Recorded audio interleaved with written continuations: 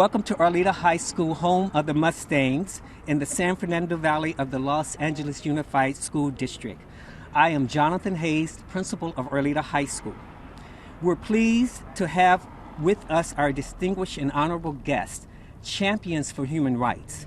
Born and raised in the San Fernando Valley and a product of the Los Angeles Unified School District, it is my honor and pleasure to introduce our congressman for the 29th District. I met this congressman 34 years ago when I was a teacher and he was a financial planner at Garfield High School.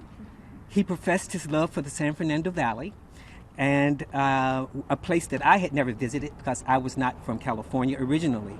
Then in 1994, I took a position at Sylmar High School near the San Fernando Valley where I encountered him again. I have watched him serve this community as a champion for community-based gang intervention, affordable solar energy, at-risk Medicaid protection. He has worked to designate the offices in Pacoima as the Richie Valens Post Office. He has worked to designate the Marilyn Monroe Post Office in Van Nuys as the Marilyn Monroe Post Office. And I am pleased to see that he and others, like Congresswoman Karen Bass and Senator Cory Booker, turn their attentions to our at-risk youth. In these times, we do need an entire village to raise our students and our children and to help them thrive in the educational and in the juvenile system. With no further ado, I would like to introduce you to the 29th District Congressman, Mr. Tony Cardenas.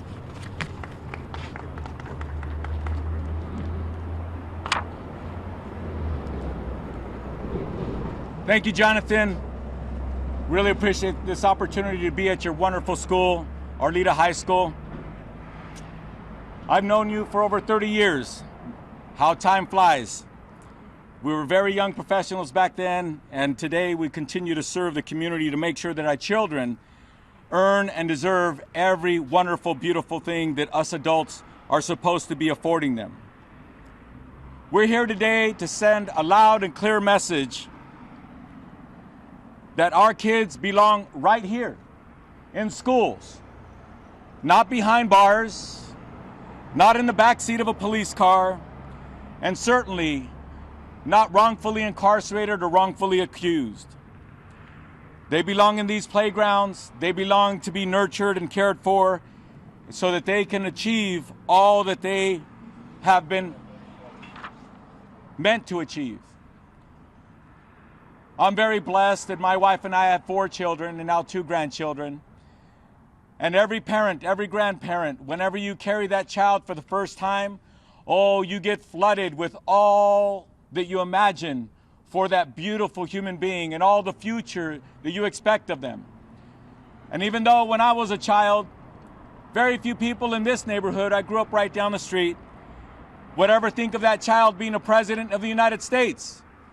Maybe a bit dark skin, maybe from our side of town, but oh, certainly everything else, a great education, a wonderful life, a clean life.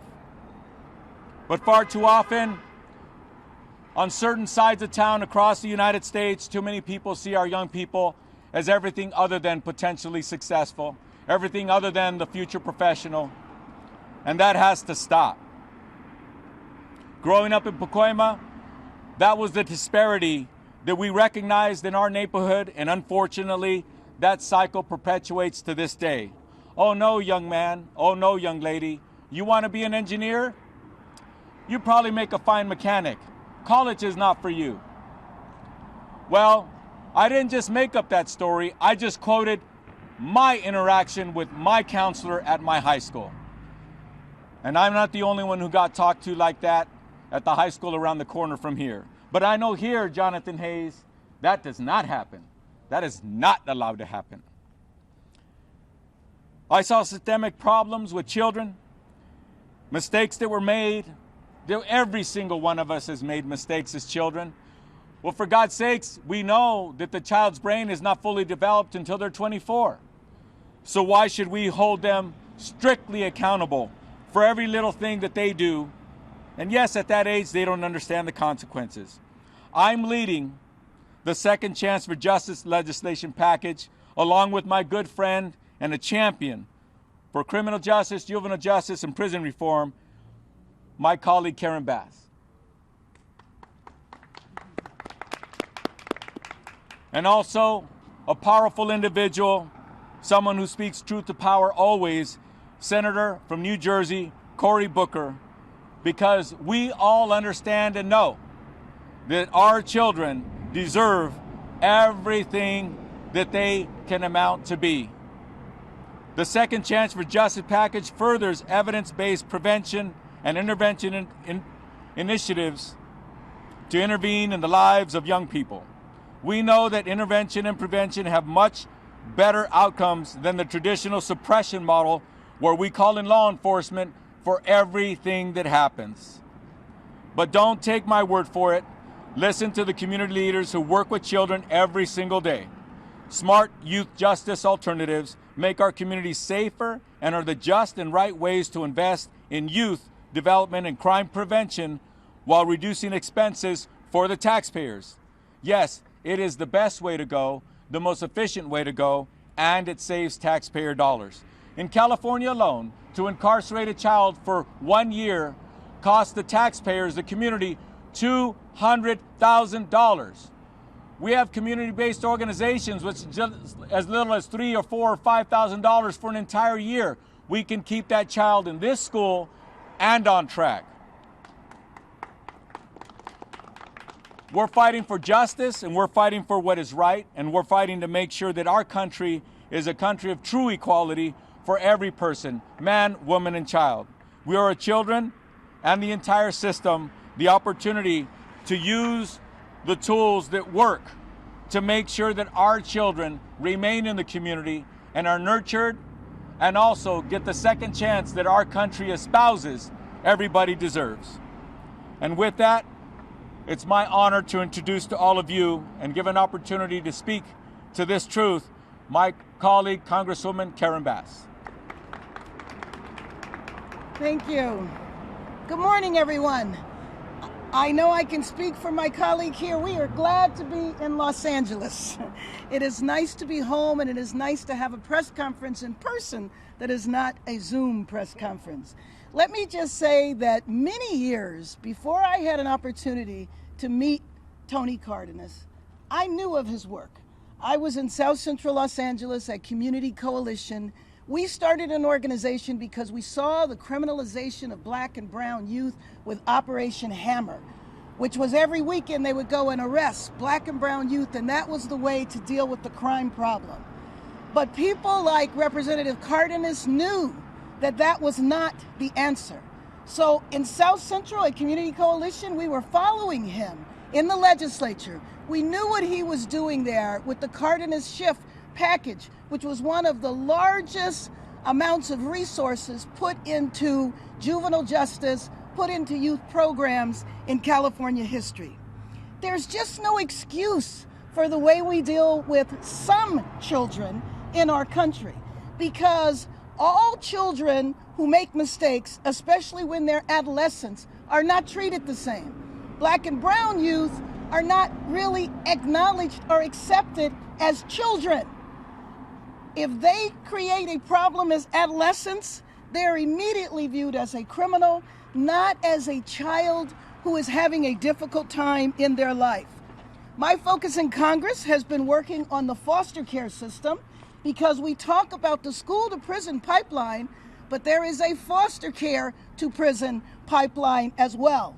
When foster youth become teenagers and act like normal teenagers, which all of us know can sometimes be obnoxious, they might get arrested for their behavior. If you're in a group home and you have a fight, the police are called. If your children fight, you don't call the police, but that is what happens to our youth. So I am so glad that now, with Representative Cardenas' leadership, and I will tell you, the minute he got to Congress, he started a caucus on juvenile justice, and he has been leading the day. And I am so proud. I was so happy when he got there, because I knew he would do this. And I knew that I could join him, because child welfare, juvenile justice, they're twin systems. And they're twin systems that are reserved for low-income youth, and especially youth of color. And it is time that we view all children as children. We have the science now, so there is no excuse. I just want to briefly mention protecting Miranda rights for kids. The fact that we even need that law, the fact that children are not given their rights necessarily, or their parents are not there when they are interviewed by police, is a scandal in and of itself. Community-Based Gang Intervention Act, we know how to stop youth involved with gangs, but the programs that do that are never resourced. And so the Community-Based Gang Intervention Act will provide those resources. Eliminating Debtors Prison for Kids Act, I don't know that people really realize that parents and children are fined for a variety of things. We ended it in LA County, but it used to be that a parent had to pay money for room and board if your kid was locked up. And you're talking about poor families to begin with. It starts a long cycle of criminalization. So I couldn't be more honored to be here today and to see that Representative Cardenas, after just a few years in Congress, is spearheading this effort to finally reform the juvenile justice system. I'm happy to say that the criminal justice system, we've been looking at reforms for a while, but we haven't focused on children and we haven't focused on women. So I just want to congratulate him for his continued leadership in this effort.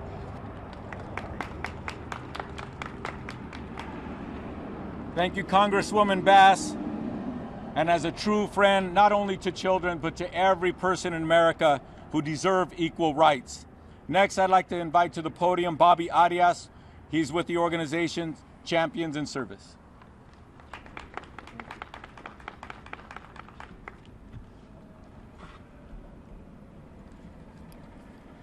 Thank you, Congressman. It is an honor and it's personal for me to be here. I'm an elder in this community. I grew up just right down the street, educated right down the street. I'm a president of community, actually we changed our name to Champions in Service. And one of the reasons we changed it to Champions in Service was really after Tony's leadership. He is a champion. And you should know that for the past 30 years, we've been serving exclusively the population that everybody's running from, not to. The kids that aren't going to show up at 10 o'clock because you make an appointment. The kids that we may have to drive to help them with various needs that they have within their entire family. Today is an incredible, historic day. Today is a day for these kids that are for our forgotten children. I argue that when any of our children fail, a piece of ourselves fails. A piece of our city, a piece of our state, a piece of our country. Today marks a day when we're going to finally be able to deal with the root cause rather than the symptoms that don't last. It isn't about just calling an assembly and saying, just say no. We have to model for our children what it is they have to do to redirect their lifestyle. Now, I've had the good fortune, I'm 71 years old. I've been the president of Champions Service for 30 years. Along with my partner, Blinky Rodriguez, he does street intervention. He's a genius on street intervention. Even though I grew up in Pacoima, I didn't grow up in the streets. I grew up on the sidewalk. I was the student body president, the All-City football player. I married the annual queen. We've been married 51 years. So I'm the indicator that you do not have to have led a sordid past in order to contribute to this population. You just have to have passion. And I have seen through love, affirmation, the precious gift of encouragement, and the luxury of a chance, we can transform lives. That's what this bill will do for us. And the only other thing I want to say, Tony, because I know I'm probably going over, is that I picked up Tony when he won the assembly. He was a very successful realtor in Pacoima. And everything, Tony, you said you were going to do way back in the day, you have done. You've exceeded. I was with him, we were with him, all of us were with him when we were in Sacramento in the assembly, and he had JCPA Shift Cardenas. It transformed, revolutionized how youth probation happens with nonprofits. He goes to city council. What does he do that's unprecedented? He brings the community practitioners to his office so we could put together a two-pronged program that my colleague, Dr. Hernandez, is going to talk about. And then he has brought together our Juvenile Justice Council. This didn't just fall from the sky. We worked on this for over 2 years for this to come to a realization. So really, when I tell the kids all the time, it was Carlos Fuentes who said, "I alone know what I'm capable of doing. To others, I'm but a perhaps." Today is the day that our children, our forgotten children, our most precious resource, our children, will see a new day. Thank you, Tony. God bless you. Thank you, Bobby. And thank you for all the wonderful work that you've been doing for decades here in our community, inspiring and supporting our youth. Next, I'm going to invite to the podium a visiting professor. I don't want to misspeak. The lecturers and professors, they all have different titles, but a senior lecturer at USC and the founder of Visionary Youth is Robert Hernandez.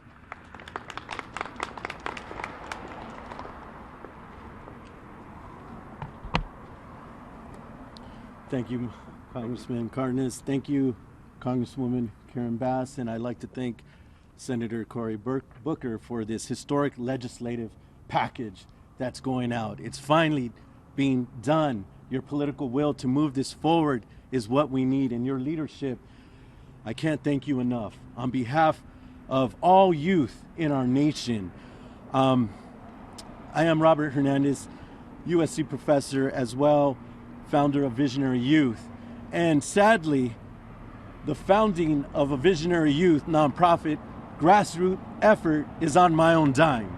And why? Because we understand, we see the research. We understand that the literature says that in marginalized communities such as Pacoima, South Central Los Angeles, Pico Union, Northeast Los Angeles, the list goes on, parts of Chicago, there's a 22% increase of trauma exposure. 22% increase of trauma exposure. The latest data I came across indicates that 40%, 45% of our urban youth develop post-traumatic stress disorder. 45% of our urban youth develop post-traumatic stress disorder. I say that and emphasize those numbers because that's not normal. That's not normal. That's the same level, actually 3 times higher than a soldier does in a tour of duty in a war-torn country.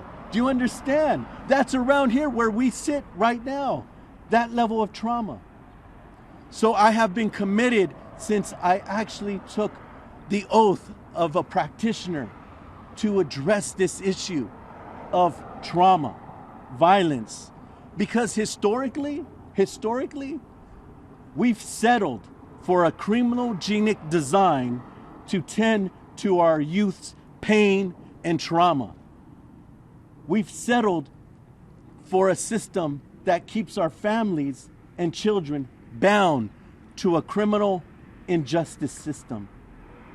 So I'm here because we do know that trauma left unaddressed right here creates underachievement in schools, high rates of drug use abuse, dangerous sexual behavior, running away from home, gang activity and involvement, mental health conditions, substance abuse and use. Yet, the world looks at our children as out of control. But we have not done our part. We have not done our part to invest in their well-being. So today is historic. I will say that through Congressmembers Cardenas, Juvenile Justice Advisory Council, which I chair, we have been committed ever since he took counsel. He flipped government and brought the community to inform him on the best practices, legislation, policy, and he continues to today, where we do have not only those who have the expertise of working on the issue, but those who have been affected and touched by this criminal system, informing practice, research, and policy that speaks to their experiences. That is what we call informed practice evidence. And that's what we need more of. And I know Congresswoman Bass is committed to that as well since your days as Community Coalition. That type of strategy, what we call community-based participatory research, informing the policies. So today, I look at this historic piece of legislation offered by Congressmember Cardenas, Bass, and Senator Booker. This second chance for justice legislative package is historic. It is what we need. I mean, right now, the Protecting Miranda Rights for Kids Act, it ensures due process. It upholds our constitutional right for our children. And then the Community-Based Gang Intervention Act, it presents accountability, ensures that there are dollars for organizations that have the ability, the credibility to stop the violence. And why is that important? Because we know then we could bring in access to treatment, to care. When I first started my graduate studies at USC, I came across this, what I was calling neglected population, and people would look at me with the jaundiced eye when I would say gang-involved, gang-affiliated youth. They're like, what are you talking about? Because the research and the studies show that once a youth becomes in contact with the criminal justice system, gang alliance strengthens by 88%, and that's coming from the National Gang Threat Assessment. So are we manufacturing the issue? So how do we get on the front end and provide access to treatment? The Community-Based Gang Intervention Act, which you championed when you were city council, does just that. And then lastly, the last piece of legislation, the Funding Debtors Act, literally provides the resource to treatment. Because what we have seen is that we've invested in punitive measures that continue this cycle of incarceration. So this is historic. Again, I want to thank Congressmember Cardenas, Bass, Senator Booker, for your political will to take a stance on behalf of our country's youth to ensure healthy development for all youth in America. Thank you so much. Thank you, Robert. Thank you, Robert. Now I'd like to bring to the podium Monica Jackson. She's the Executive Director of New Directions for Youth.